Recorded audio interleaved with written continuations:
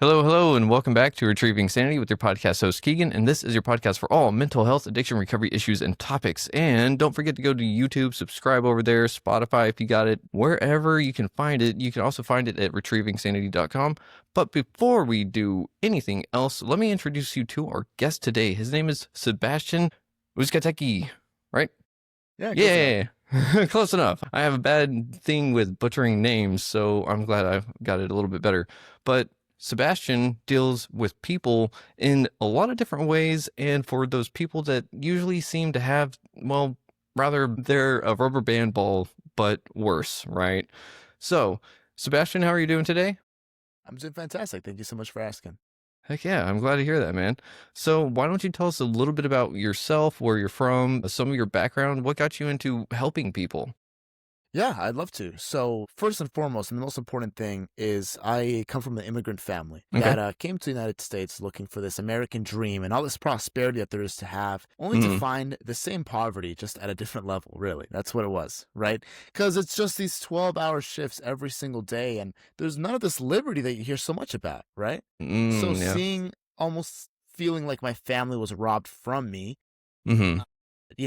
falling into the system, falling into this shoebox that the world tried to place him in, and feel that same pressure kind of fall on myself when I was in school. I didn't want that, right? Yeah. Even from the age of 14, I started learning about finance and stocks, and at the age of 16, started my first business, and by the age of 20, I had quit my job to become a full-time trader, investor, and entrepreneur, Oh, right? nice. Uh-huh. So that would kind of conclude my background. I'm 23 years old now and have multiple six-figure businesses, and that's kind of what's carried me through all my struggles. Holy cow. That is impressive. First of all, congratulations on everything that you've done. And also, I want to say congratulations to your family as well, because that is not an easy thing to do, to immigrate, to do anything in a whole new world, essentially. And it's interesting that you say that we're still like just a different kind of poverty, because I've thought the same kind of thing, just like if we've got all these things we can do, but we don't really have time to do them, well, then what's the whole point, Same poverty, right? Yeah. Yeah. So you're way younger than me. Like, I hate to be like, damn, this guy is successful, but you are very successful. How'd you everyone's going to ask you, what is your secret? But one thing that I want to really ask you is more so, how do you feel about where you've been and where you are right now? Well, when I was building towards where I am today, because my success, I wouldn't say it was necessarily overnight, Mm-hmm. but the real success, I mean, it was so many years of struggling and hard work, and then suddenly all that paid off like all in one go. Where I was before, when I was climbing to where I am, I was pretty unhappy. And I know you speak a lot on mental health, correct? Mm-hmm. Yeah. Yeah, I was very unhappy because I fell into the trap of money and the trap of pursuit. Whereas pursuit is a beautiful thing, right? And success is a beautiful thing if you're happy in the act of pursuing. Yep. But we fall into only being happy in the act of attaining, which is 1%, even less than what the human existence consists of. So Yeah. we spend miserable lifetimes pursuing and being just so sick of that act of pursuing that we never even get the chance to smile, smell the roses, and be happy. Ooh. When I Yeah. realized that Mm-hmm. as an entrepreneur, I should focus not on the dollar, but on the purpose, everything began to change. I got into public speaking. My business quadrupled with a single event, and that really just helped me skyrocket. So Huh. I'm very happy with where I am today. Now, I wish that I was happier as I was climbing, and if I could go back in time and tell myself, don't stress out so much. Everything's going to be okay in the end. I really wish that I could. Man. Yeah. I mean, but whenever you are you, so how would you have told yourself that though? Exactly. Yeah, everyone always goes like, oh, I would tell myself this. But at the same time, haven't you heard that kind of thing from other people before? So what is hearing it from yourself going to do any different? How would you know yourself? So how would you phrase it? How would you go about doing it? Are you one of those like show and tell people? Like, I brought my phone with me, take a look. Or are you just going to be like, look, I am here right now, and is that not proof enough? How would you do it? Well, I actually like one thing that you said just now, and I actually want to take that question into a completely different direction, if you don't mind. Go for it. When you're saying, how could you have told you that? Truth be told, I mean, we can't go back in time. I'm a lot of the philosophy of I just won't regret anything because it's whatever it took to be where I am today is what it took. If it Exactly. took some time being unhappy or some time having to learn the hard way that this is not what makes me happy, that's what it took to get to where I am today, right? Yeah. There's no, I would say one of the most detrimental things to mental health is always thinking about the ifs, what's, and could be's. I keep Mm-hmm. right next to me, I mean, on this, you can't see it, but I have so many books here. Mm-hmm. And a lot of them are philosophy, specifically Stoicism, because it's very important to me to always maintain that mentality that I have what I have, I control what I control, and I don't what I don't. So it's a question of learning to be happy within this sphere of things that you can influence. Mm-hmm. So, I mean, I guess it was more of an expression, but frankly, even if I could go back in time and tell myself something different, would it be nice? Yeah, but it's not really worth pondering to me because if it all led to where I am today, and if I'm happy today, it justifies everything. And that's something people should keep in mind. Yeah. And I'm not saying like, what would you say to go back in time to change yourself? I'm saying, how would you talk to yourself in this moment right now to the parts of you that may still be feeling what you felt? No, I like the way you phrase that. That's huge. Yeah, because I suppose everyone carries a part of their past still within themselves in the form of some resentment or some pent up feelings. Yep. That's crazy. You know, I can see why you got such a strong base because you're very intuitive when it comes to the mental health subject. Thank you. I would say if I would word it to myself something, it'd be along the lines of just be present. You know, success can come at any point, but all the years that you spend being unhappy can't. Have you, do you read philosophy of any kind? I'm big into it, but I'm terrible with names, so I don't like to associate like, oh, it's this kind of philosophy or this kind. I go with the flow, man. I ingest and then I feel what feels right and go from there. So, well, the reason why I ask is because this actually, it's crazy. I was just speaking on this today. Nietzsche, a nihilist philosopher, which you usually don't expect to find anything useful in the mental health department there, but he actually has one really interesting concept that helped me break out of the cycle of just unhappiness and anxiety and misery and stress for the future. Right? And what was that? Well, he writes, he has this question, this philosophical conundrum where he says, if a spirit came to you at the end of your life and said, there is no heaven, there is nothing after death, you simply repeat the exact same life that you just lived. Every moment that you were happy is the same exact moment. Every moment that you're upset is the same exact moment. Anxious, miserable, depressed, all of those. You're going to relive the same exact life that you just had. Would you consider that spirit to be an angel or a demon? Well, I mean, it really would depend on how I view how I've lived my life. Exactly right. So the reason why that was so enlightening to me was, man, if I had to relive this life that I just lived, I would spend years hating it. I would be like, man, I don't want to do that again, you know? And then that kind of clicked for me is, if I'm I not better happy start now, changing now. Exactly. Yeah. If I'm not happy now, when is that going to happen? Right? Yeah. Because you don't have to wait to be happy. You know, that's the one thing that's free in life if you do choose it. You don't have to wait to be happy. There's no reason why it doesn't have a cost. You don't have to wait to be a millionaire to be happy or till you get to your goals. If you can, the whole point of being an entrepreneur, like what I've done, is to walk my own path and to not have to deal with the misery of, you know, shedding all these blood, sweat, and tears for another man's dream, you know? Now, and I don't mean to say there's anything wrong with working a 9 to 5, but if you're not following your own purpose, now that's different, right? Yeah. Yep. So the whole point of walking my own purpose was to be happy, right? And if I'm only happy when I get to where I want to be, it's not worth it. And I'm completely missing the point of entrepreneurship and that self-courage to walk that way. Ooh, I like that. You know, I don't think I've ever heard anyone really say that entrepreneurship is more like enjoying the journey along the way. A lot of the time I hear entrepreneurship and people are like, I'm my own boss. No one can tell me what to do. And that's it. And they're like, awesome, I got the goal. And it's like, well, what did you get with it? And a lot of the time it is that freedom and everything. And it does provide a lot of happiness in some regards. But then I do see that same stress fall upon them and trying to do their own thing. And so it's like you're almost fighting the same battle, Exactly. but like, so how do you guide people through that? Well, what you just described is not a trap of entrepreneurship or the 9 to 5. It's a trap of humanity, man. If there's an individual that's unhappy when they're climbing, they're going to be unhappy when they get there. You know, if there's an individual that's happy while they're suffering, they're going to be happy while things are good. And that's a beautiful thing about it. The right, strong mind can come from even the most haunted or terrible or traumatized background and have the strength to find beauty in life, because there is. there's no lack of beauty in life, only the lack of the will to see it. And it does take strength, right? Yeah. So the way that I do guide people through that is by, first of all, sharing my story. I'm very passionate about public speaking for that reason. Mm-hmm. Not only drag me completely out of the mud, but it helps me connect with people thoroughly, right? But on top of that, it's one thing that I always try to share with people that are or were in a similar position to what I was is, again, if you're pursuing these goals and dreams and passions that you have, understand that, I mean, the human experience is 99% reaching, 1% occasionally getting what it is that you wanted, right? Yeah. It's not worth reaching if you're just going to be happy when you have it, you know? Mm. If you learn to be happy in that act, Mm-hmm. you're never going to spend a day in your life where you don't feel excited to even just be alive. I like that. I like that a lot. So, like, one of the things that you're really hitting on, though, is just be in the moment. Yeah. And that is extremely hard to do because you were very correct in saying we're very much the whole gotta get and get. Like, there's a reason why shopping is an addiction, you know?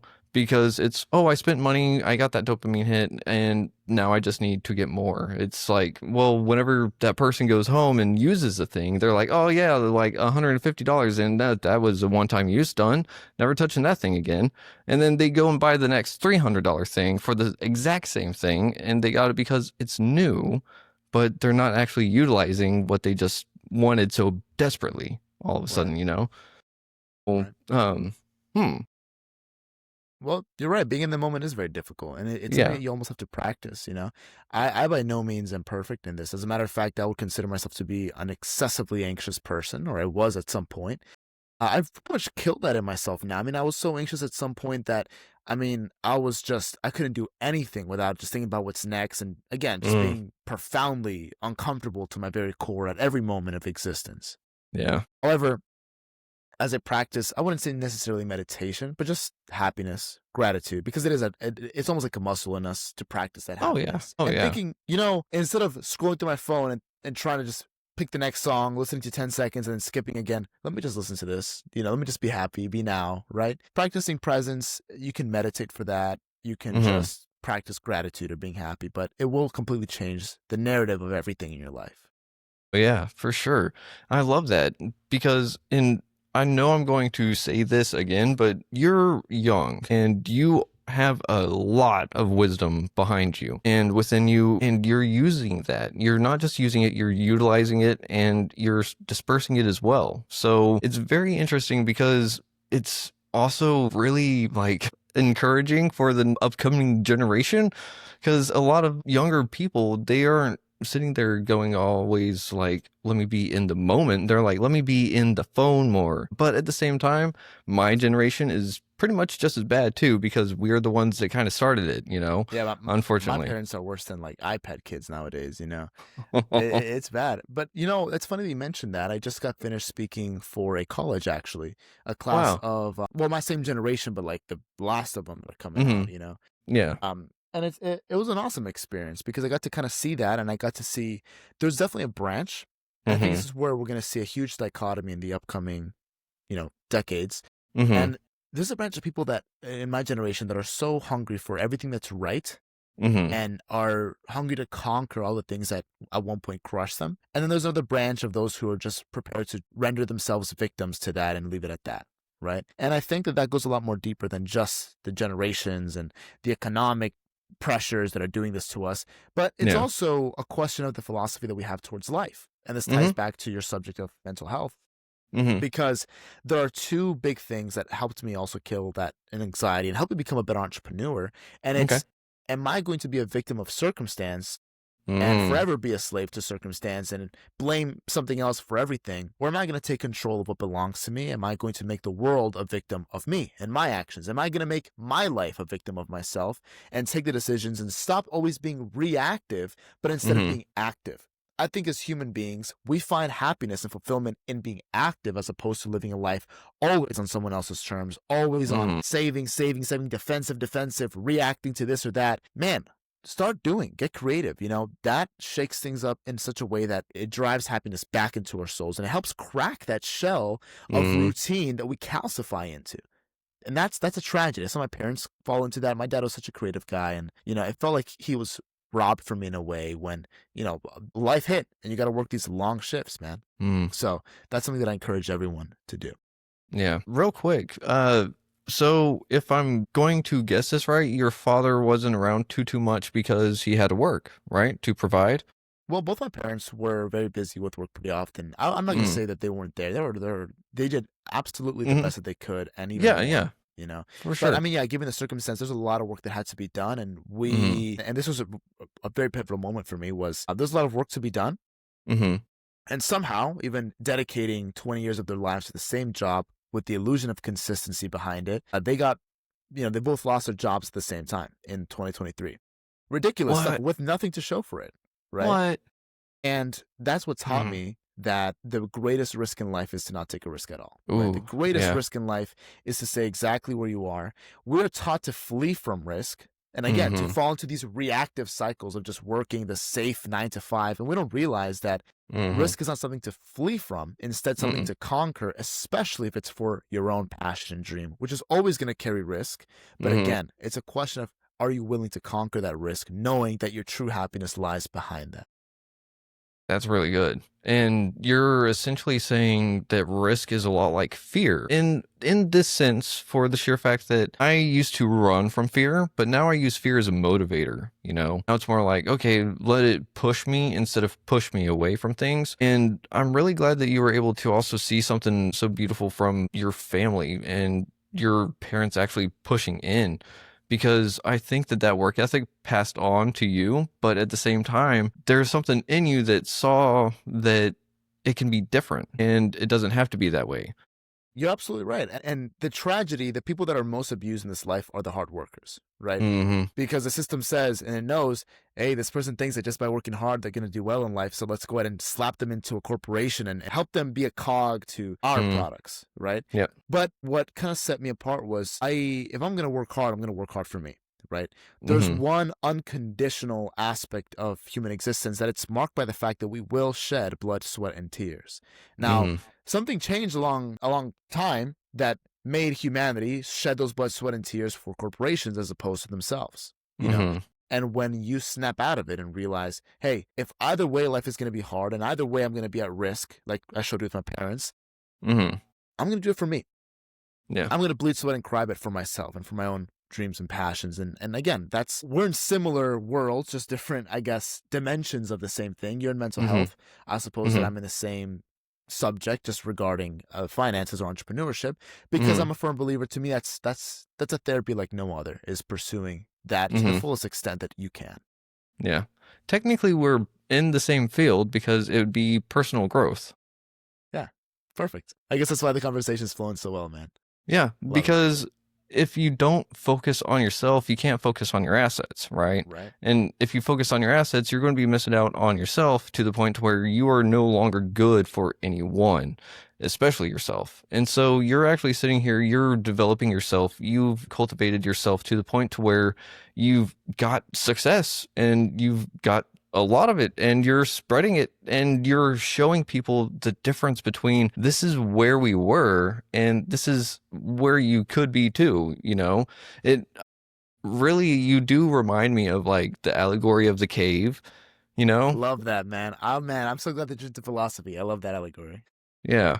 And so I can see you getting a lot of backlash from your peers, especially because y'all are younger, so you don't have that same experience in the workforce, getting crushed down from the 9 to 5 all the time, And so a lot of people are like, oh no, this job is great. I got all these benefits. I got this, I got that. I got the weekends off, And so you're sitting there going like, I could take the day off if I wanted to, or I could just like whatever. But you're also sitting there to the point to where it's, how do I say it? You've got that spark to where you have the capacity to grab all those people's attention, but not everyone is going to really listen. And of course, not everyone is going to be able to get the same message across to everyone, but you've got that unique bit of just being young with this much like profound wisdom, and that philosophy is going to go so well, and it already has. I don't know why I'm I saying it appreciate that. is. Yeah, I think I'm going to say it's going to go so well because I'm speaking it into the future more because you're doing it now and consistency is key. Right. And if you keep doing this, I can't even imagine where you're going to go. It's going to be crazy. Thank you. I really do appreciate that. I think a lot of that has come to me from one very interesting thing that you mentioned in passing as you were going, and it's how you said earlier about how so many people are just that profound unhappiness as they're, Mm-hmm. perpetually. You said you can't focus on your assets without focusing on yourself because you'll lose it all, right? Mm-hmm. Yep. Now there's a statistic. It's actually a proven fact. Lottery winners, on almost the entirety of them, they lose everything that they got. They lose it. They lose it all. Now, how crazy would it be to think that you could win $100 million and somehow manage to be stupid enough to lose all of it, right? And the reason Yeah. why is because life has a really funny way of giving you exactly what you deserve, right? Ooh. And putting you exactly where you're supposed to be. The person that you are merits exactly where you're supposed to be. Now, that's funny because a lot of us are obsessed with the victim role and thinking, no, Mm-hmm. I'm supposed to be this or that or that, or I deserve this or that. But the question becomes, what are you doing to attract those things into your life, right? Mm-hmm. Not chase. Yeah. Don't chase, because what happens when you chase things? Let's see it run away. They run away. Right? Yep. And I know you've read Marcus Aurelius to some extent, and you understand his concept of the garden. You chase Mm-hmm. butterflies, they fly away. You build a garden, they come to you, right? Mm-hmm. So the things that you have internally, it literally manifests into the things that you'll at some point have externally. But the things that you have externally, you will lose them if you don't have that capacity in yourself to be a vessel to that, right? So it's extremely important to understand that Mm-hmm. success is something that comes from within. And I think that's one of the main things that helped me out. Even though at Mm-hmm. first I didn't see much fruit, I spent 3 years, 4 years being a struggling business owner. Mm-hmm. And 4 years actually. And then, I focus on purpose. Even just towards the very end of that, I focused deeply on purpose, what I want to put out into the world. And I saw how the world began to shift around me and how things began to almost fall into my lap. There's two entrepreneurs, Uh-huh. especially in today's world where anyone can call themselves an entrepreneur. Mm-hmm. There's those who chase a dollar. You can sniff them out. It's the guys on YouTube with rented cars making ads that no one clicks on, right? And then there's the guys that chase a purpose. And those are the ones that always leave the world with something. I love that. And it really does sound to me like, first of all, congratulations. Wait, not congratulations. That's not the word I was looking for. And I just threw myself off really bad. I deal with ADHD and autism myself. So, Same. Yeah. okay. So yeah, sometimes my brain goes, all right. And we went over here and we're back. It's Oh, because man, I relate had, to that. I really do feel that. as you were speaking, I was sitting there thinking, I was like, man, he's really talking about something that I've talked on before and really resonate with. And it's living intentionally, setting intentions to live or setting intentions through the day. And it's part of that whole, like, I'm going to do this. And so therefore I want to attract that kind of thing, And so as you're talking about that, everyone talks about the law of attraction now. Do you harp on that, or do you kind of go like, it's a little bit like, meh? Yeah, like spiritual, like mumbo jumbo. I actually I totally believe in it. And I think, as a matter of fact, there's a very logical explanation to what it is. Mm-hmm. I'm not necessarily the most like spiritually in tune person, I would say. I like to view things from just a point of pure fulfillment and logic, I would say, right? But no, the law of attraction and manifestation is deeply rooted in reality. And what it Mm-hmm. is, well, let me put it this way. The things that you're looking for, you notice more. Mm-hmm. So if we're sitting on a highway and I tell you to look for red cars, you're suddenly going to think, man, everyone's got a lot of red cars today, And it's Mm-hmm. not magic. It's just because you're now susceptible to that. Now, if I tell you to look for yellow cars, same deal. Suddenly, the world is full of yellow cars, right? Uh-huh. It's a question of what you're looking for. So when you're Mm-hmm. thinking of something so often in your mind naturally begins to look for the opportunities towards those things. Mm-hmm. It's completely logical, So Yeah. if you're perpetually all day long thinking about, man, I want to succeed, or man, I want to achieve this or that, or man, I want to network with people, your mind is looking, hey, right here, there's someone to meet, or right there, Mm-hmm. there's something, to purchase to maybe help your business grow, whatever. Mm-hmm. There's so many things. But thinking intentionally, like you said, Mm-hmm. helps you find those opportunities more often. What people call luck, I heard someone Mm-hmm. say, it's just opportunity meeting preparation. So you already got the first part done if you're always Uh-huh. looking for opportunity. Mm. And secondly, I guess it's more of a separate point, but it does tie in, Mm-hmm. is walking as if you're already that person that you want to be and developing Yeah. what I would almost call an ego, but in the right way, not necessarily in the negative sense of the word. I think ego is a good thing because it helps you develop standards for what you want in your life, right? Yeah, yeah. Not that you should be a frail ego or incapable of adapting or learning. No, not by any means. But I'm saying an Well, no. ego in the sense that, if you're someone that maybe is afraid to dream, inflate that ego. Get that up, Yep. start Yep. dreaming huge, Yep. That's huge. Yeah. Yeah. It is a big deal. Yeah. Sorry. Go on. Yeah, just walking in that way as if you're already that person, you're going to hold yourself up to that standard. And it's another form of manifestation, almost just, believing that you're, and it's not fake it till you make it. It's be it until you are it. That's all it is, right? I like that. Be it until you are it. And whenever I view, like, for myself, walking in that sense, it's kind of like I'm walking with my higher self, It's not like I'm embodying. Sometimes because if I embody it, I am embodying the higher self, so therefore I am higher self. And then that lets my ego go on that little trip, and it's like, nah, we're going to, like, it's best friends over here, And so he's going to watch me, I'm going to watch what I do around him, and so on and so forth. But whenever you're talking about the attraction issue, and first of all, I also really, really liked the luck. You said it was opportunity meets preparation. Yeah, that's all it is. I love that. I have not heard that particular one. I usually hear like luck is just hard work or a variation of that. And so I haven't heard the opportunity meets preparation. And that one makes me in the right position to capitalize off the things that are presented. That's all Yep. it is. It makes me go, I'm going to start prepping a lot more. For what? I don't know, because I just got to keep my eyes open, I guess, right?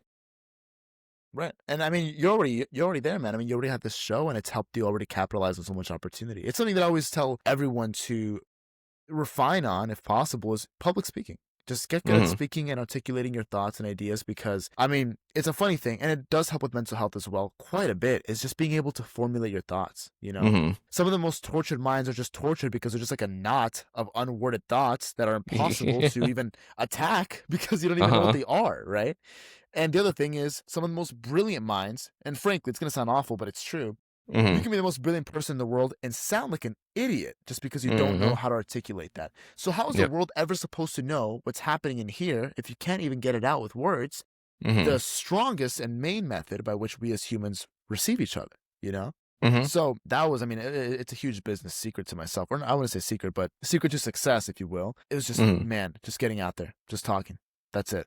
You meet the best people. You meet the best audience, and it helps you kill all the main issues of today's industry, which is connection, trust, and authenticity. Man, that's some pretty solid advice. And it really does sound like going back to living intentional, right? Going to set that goal of go do this, it happens. And so it's setting up the preparation, which becomes luck. And then that luck turns into even more opportunities that someone could be waiting to actually see, but they may not have their blinders off, or they may have headphones on, or earmuffs rather. So how would you tell someone to get those blinders off, those earmuffs off? Because there's something holding them there, and it's usually that person themselves, but they don't know how they're doing it. So how did you find yourself getting it off of yourself? Well, what you're mentioning is a very crucial problem that a lot of people face, right? Because what we see is, especially, when we're younger, we're like these sponges and our souls are liquid and they adore everything and they want to embody everything and take every shape. But as we get older, our souls calcify, and a lot of people, especially in their older ages, become like these grumpy creatures that just hate everything that isn't part of that calcified, rock solid soul that, it's just, it sucks to see. But we become that because we slip into routine. Routine makes us rust like nothing but worse than any machine could ever possibly rust. It makes us completely rust and infunctional. It puts our brains on autopilot. It makes the years fly by because why should your brain be turned on if you're doing the same thing every day? That's actually scientifically why time feels faster as we age, because you're doing the same thing every day. So your brain doesn't have to think as much, right? It's a scary thing, but it genuinely is autopilot for the brain. Right? I'm not even joking. No, it makes sense. Yeah.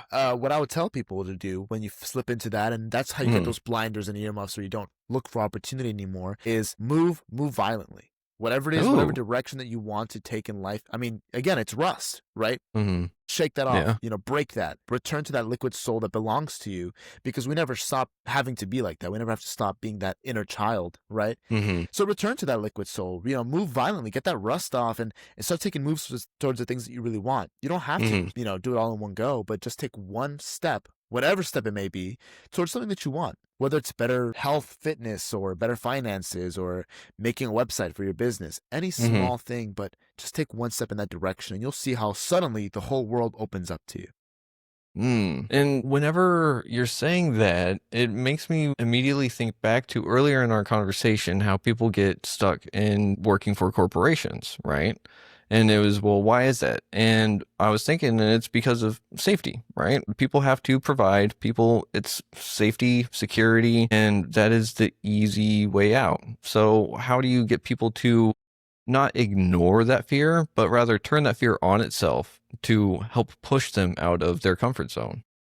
Well, so that's an amazing question. I love that.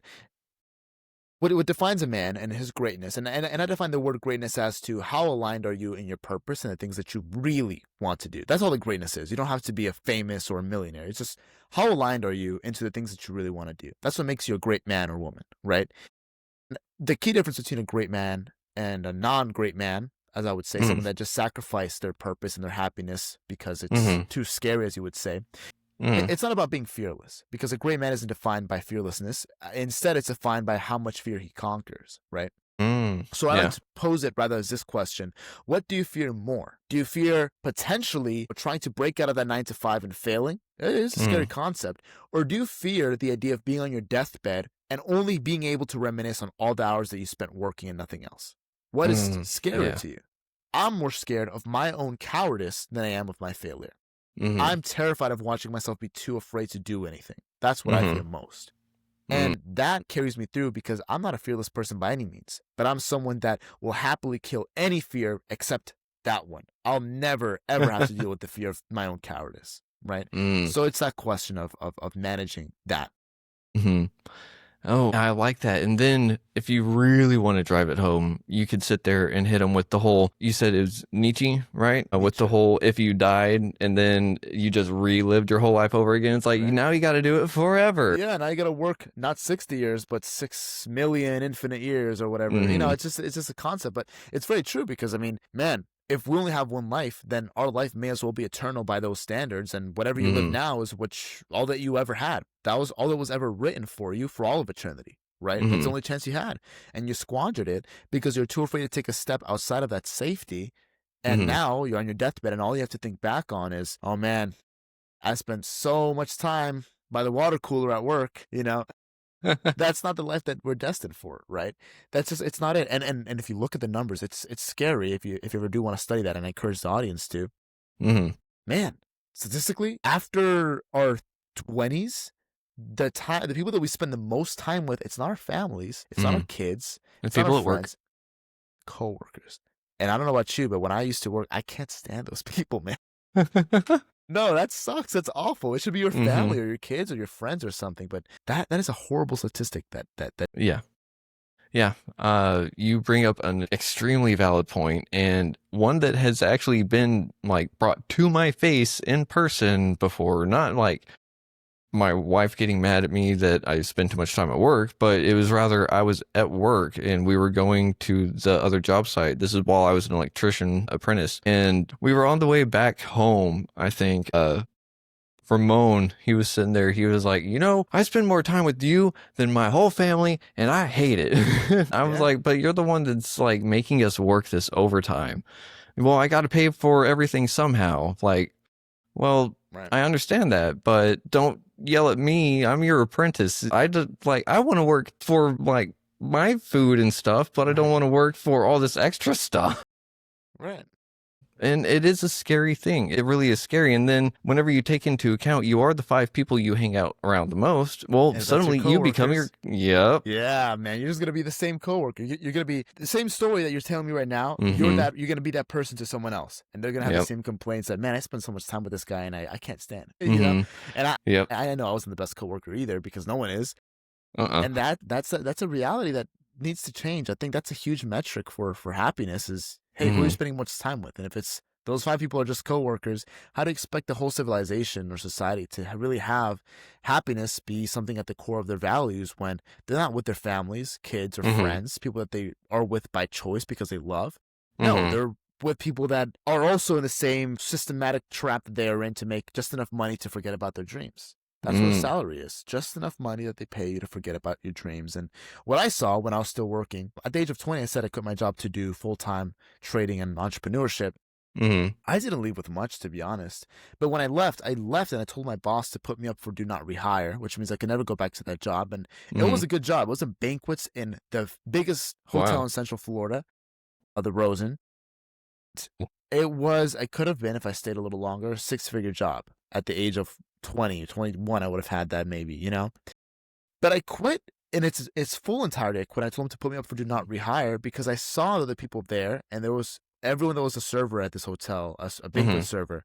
These were old, unhappy people. Probably the most miserable group of people I've ever met in my life. I mean, like, they were just so profoundly unhappy and rude all the time. All Mm-hmm. the time. And that showed me one huge thing, and it's, man, that's where I would end up because this job, it pays just enough to completely forget about my dreams, anyone's Mm-hmm. dreams for that matter, Yeah. And that's what a salary is. It's the bare minimum sellout, at which point you say, hey, don't want to do that anymore. I'm happy. I'm just happy enough. But we Yeah. should never Ooh. settle for less.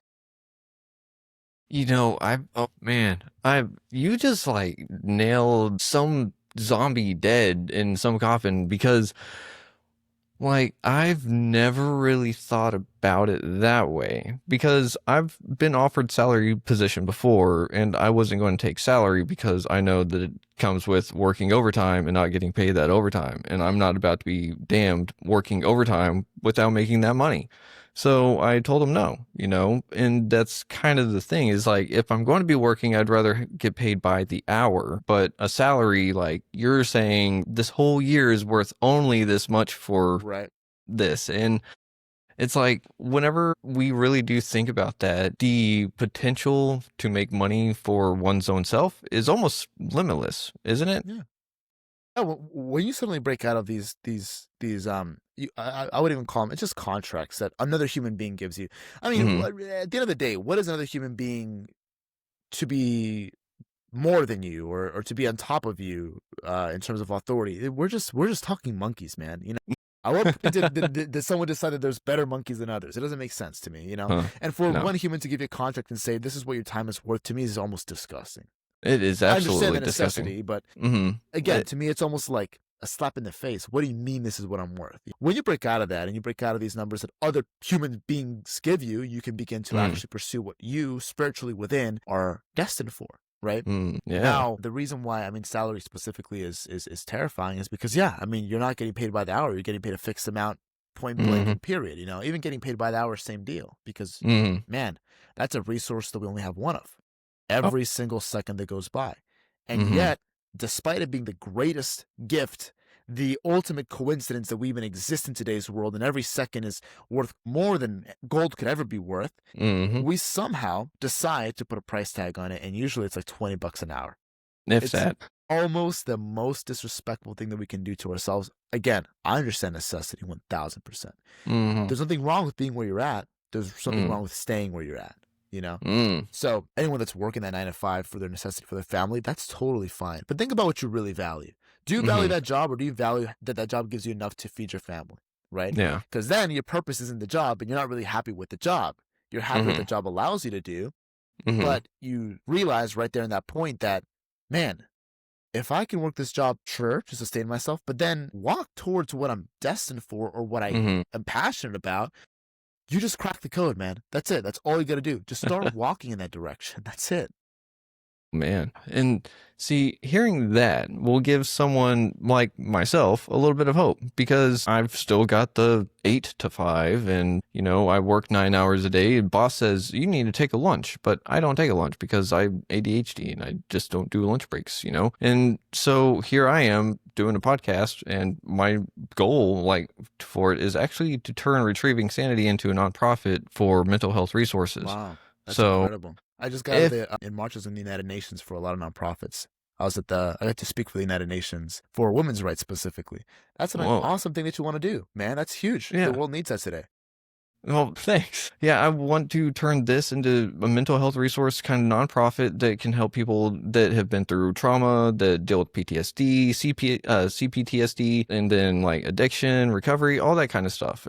Just something to help people feel like they're a person again, because whenever we're dealing with mental health, we don't feel like a person. And then it's even easier to get stuck into this whole little shindig that is a career, and especially one that's written by someone else. And so I'm like, this is a great little setup. Like, yeah, I get people's stories and everything out on radio and try to help all that stuff. But for hearing that you just have to start and go gives me even more fire under my ass. It's like, okay, well, I'm at least going the right way.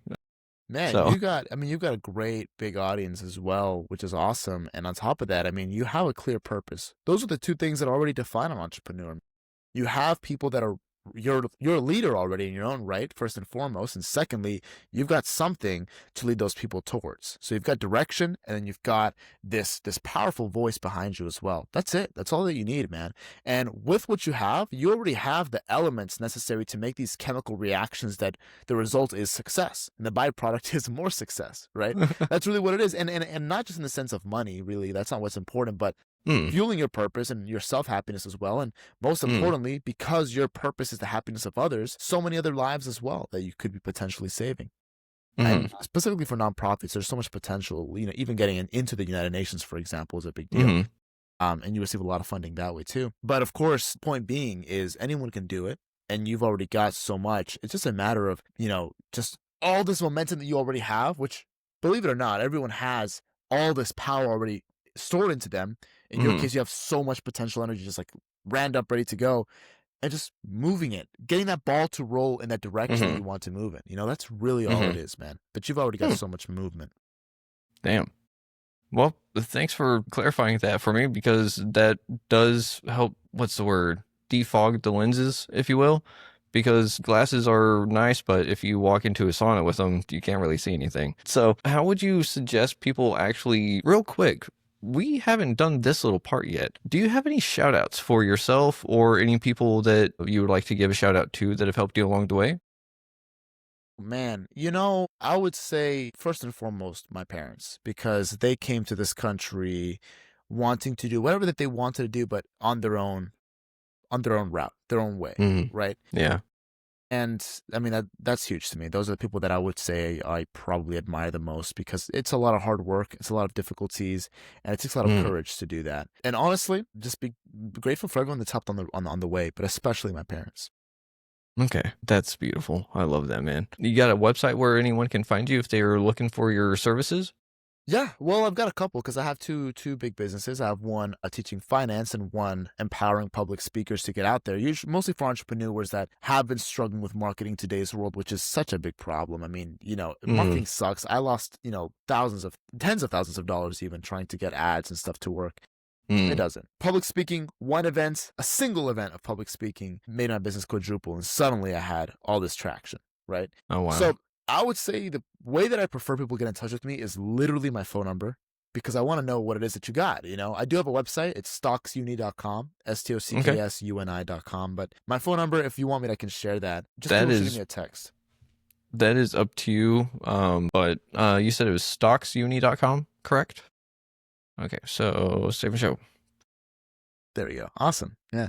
And I also don't have a problem sharing my phone number at all, because again, I care for the individual needs of people. And that's always been it's similar to your purpose.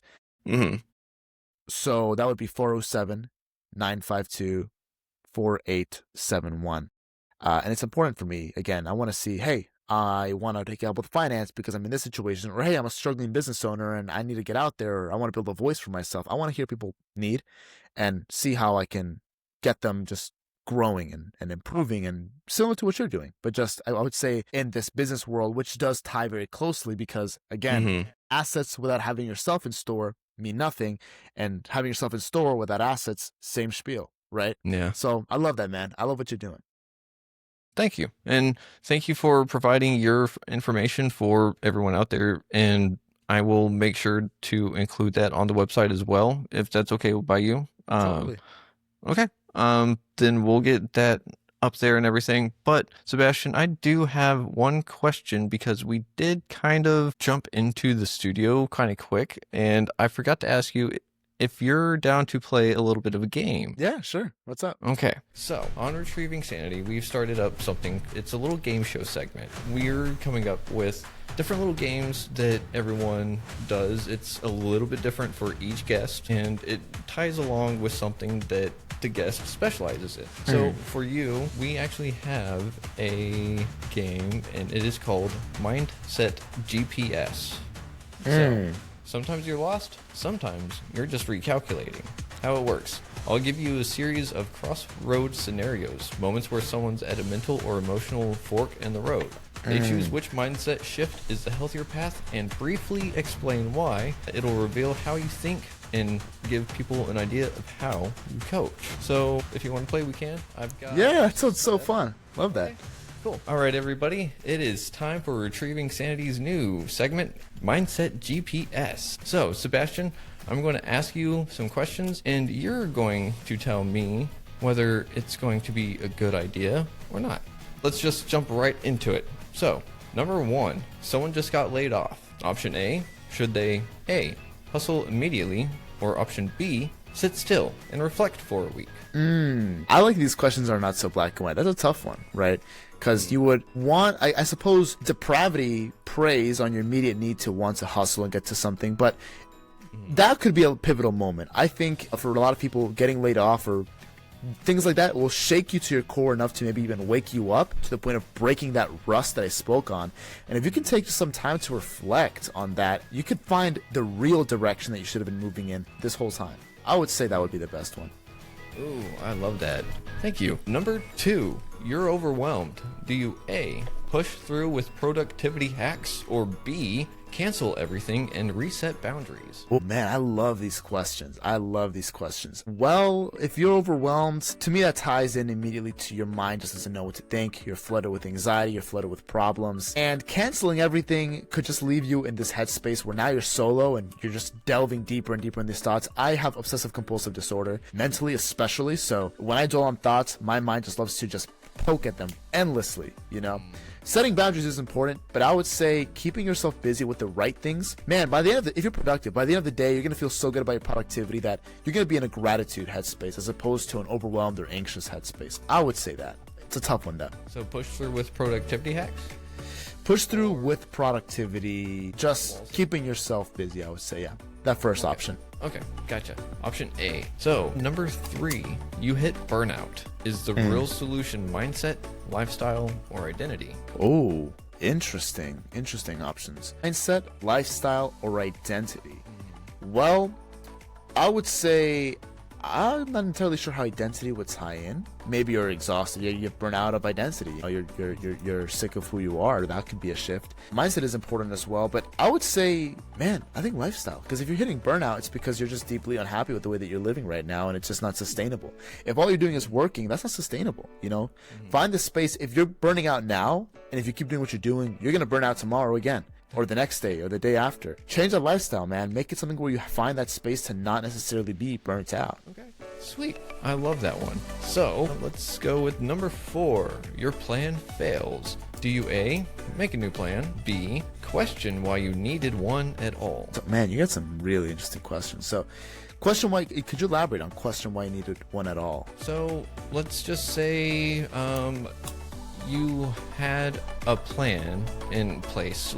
So let's come up with a scenario, right? You're taking your fiance out to, no, your soon-to-be fiance out to the dinner, the one that is going to be, the question is popped.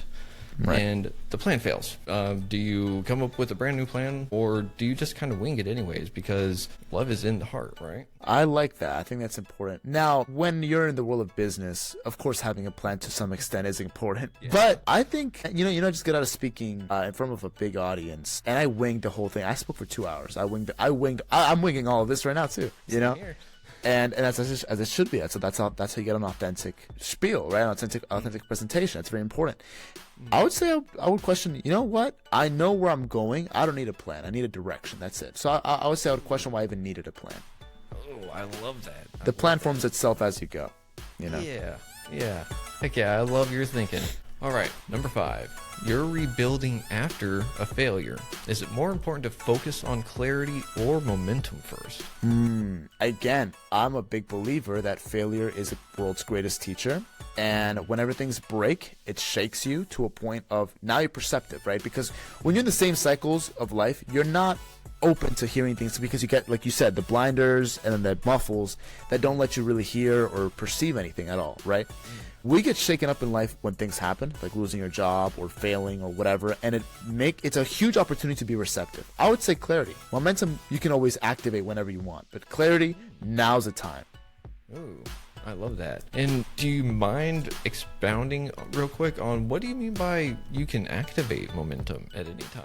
Well, I've learned so many times that it's just a question of the right decision making at the right time, you know? Okay. So you're always one proper decision away, one smart, creative, and good decision away from exponential growth. I can launch a business whenever I want, but if I don't have a clear vision or direction for it, it's going to launch crooked. And I don't mean that you have to wait for everything to be perfect. I just mean you have to just pick your direction enough and be clear about that. That's why I said clarity, so that, you know, when you the momentum is the easy part. You can focus on that whenever, but clarity at that moment where you're already susceptible is important. I would definitely say.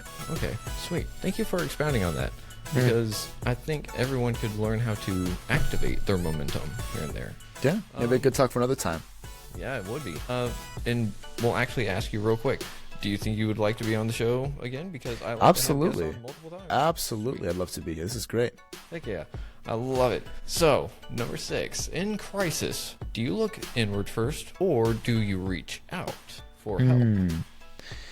Ooh, well, I would say that's a tough one too. But there is a loop that we fall into when we focus so much on reaching in. You reach in, and then you think that you have to depend on yourself for everything, and then we fall into like this crazy loop where we just reach in and in and in and in, and you fall into this empty shell that becomes yourself. But sometimes just reaching out one time is like, whoa, why didn't I just do this earlier? You know, it's like a huge breaks your walls. I would say reach out. I would say reach out because you got to remember that you have people around you, and you can always find someone at least to talk to, if nothing else. Yeah, I love that. And I think you just really nailed the head on what bothers a lot of people in their day-to-day, asking for help. And number 7, if your confidence is low, should you fake it or face it? Well, that's also a tough one, because I do believe that confidence comes from not necessarily faking it, but, you know, just kind of realizing that there's not this spotlight on you. It's called a spotlight effect. There's no reason to not have confidence, really, from a logical perspective. It's an emotional thing that happens to us. However, if you just fake it all the time, it really just makes you an empty shell. I would say face it on the deepest level of think about what would bring you confidence. Do you want to be a person that's maybe more disciplined? Would you be more confident that way? Would you want to be a person that maybe has, you know, you're walking more in your dreams? Think about what would authentically give you confidence. Don't just put on some makeup, you know, authentic confidence. So I would say face it. Man, I love that one. That one is very deep, and I think some people are not going to like hearing that one. Yeah, and that's the disturbance that people need sometimes to really break out of what they've got. Yep, you're entirely correct. And I've got a bonus round real quick. So it's rapid fire. I'm going to say a couple of words. You finish the sentence with the first thing that comes to mind. So clarity begins with articulation. Ooh.